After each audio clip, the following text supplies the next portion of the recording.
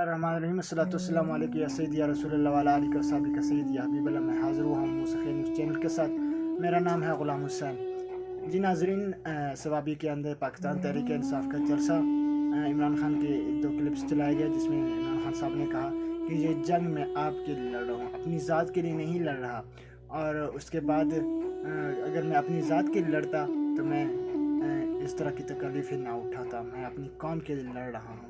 اور اس کے بعد عمران ریاض صاحب نے کہا ہے کہ میں وہاں گیا، تقریباً میں نے جو پنڈال دیکھا تھا اور باہر سے جو لوگ کھڑے تھے، میں نے ایسے 50% لوگ، میرے اندازے کے مطابق عمران ریاض نے کہا کہ ان کی کانوں تک آواز بھی نہیں پہنچی ہوگی. پاکستان تحریک انصاف کے رہنماؤں کی آواز بھی اتنی عوام تھی کہ 70% عوام پنڈال سے باہر تھے اور 30% پنڈال کے اندر تھے. یعنی 100 میں سے 70 آدمی باہر تھے اور 30 آدمی پنڈال کے اندر تھے. اتنی زیادہ عوام تھی اور ان کے اندر بہت غم و غصہ تھا، ظاہر ہو رہا تھا. کوئی عمران خان کی بات کر رہا تھا، کوئی مراد سعید کی بات کر رہا تھا، بعض مہنگائی کی بات کر رہے تھے اور حکومت کی نااہلی کی بات کر رہے تھے. اور جو اوپر رہنما بیٹھے تھے ان میں بھی بہت غم و غصہ تھا اور بہت جوشیلی تقریر کی. کہا کہ یہ منظر میں نے بہت ہی انوکھا منظر دیکھا اور کہا کہ بہت زیادہ عوام تھی. اتنی عوام اگر ان مومنٹم کو قائم رکھا تو یہ حکومت کا رخ تبدیل ہو سکتا ہے.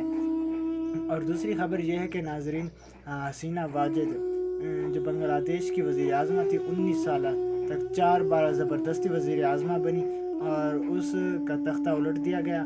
عوام نے اور فوج کو بھی ایکسیپٹ نہیں کیا کہ فوج نہیں.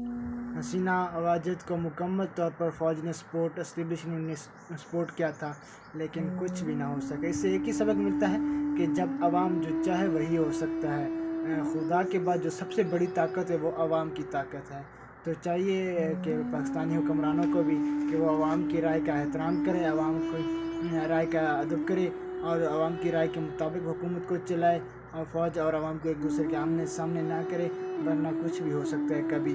تو جو حسینہ واجد کے ساتھ ہوا اسے بھاگنا پڑا. پہلے سری لنکا میں ایسا ہوا کہ ان کے حکمران ملک چھوڑ کر بھاگنا پڑا. آج بنگلہ دیش کے ساتھ ایسا ہوا کہ انہیں اپنی حکومت چھوڑ کر، اپنی حکومت، اپنی اسٹیبلشمنٹ، اس کے باوجود جب عوام نکلی تو انہیں چھوڑ کر حکمرانی کو چھوڑ کر بھاگنا پڑا. تو اس نے ضرور معیشت کو کنٹرول کیا ہوگا، معیشت کو اچھی کیا، لیکن لوگوں کو غلامی کی سوچ میں بند رکھا، لوگوں کو کنٹرول کیا. تو جب لوگ کنٹرول ہوتے ہیں تو وہ غلامی کو اور کنٹرول کو قبول نہیں کرتے تو وہ بغاوت کرتے ہیں پھر. تو آج آپ کے لیے یہ انفارمیشن تھی. انشاءاللہ نیکسٹ ویڈیو میں آپ کے لیے اور انفارمیشن لے کر آؤں گا. ویڈیو کو سبسکرائب، لائک اور بیل آئکن کا بٹن بھی دبا دینا. شکریہ.